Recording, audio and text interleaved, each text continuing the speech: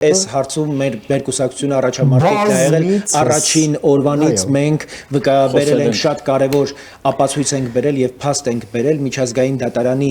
կայացրած որոշումը մարտի 1-ի վերաբերյալ 2025 թվականի սեպտեմբերի 18-ին Ֆարմանյանն ընդդեմ Հայաստանի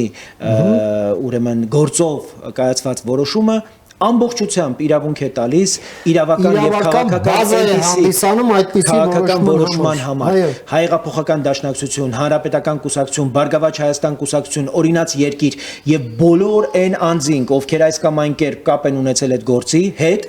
պետական իրենք իշխանության զավթիչներ են, իրենք խունտա են, ուրեմն այդ բոլոր անհատները եւ քաղաքական ուժերը ուղղակի պիտի մեր պատկերացմամբ պիտի արգելվեր նրանց մասնակցությունը առաջիկա ժողովրդավարական գործընթացներին, որտեղ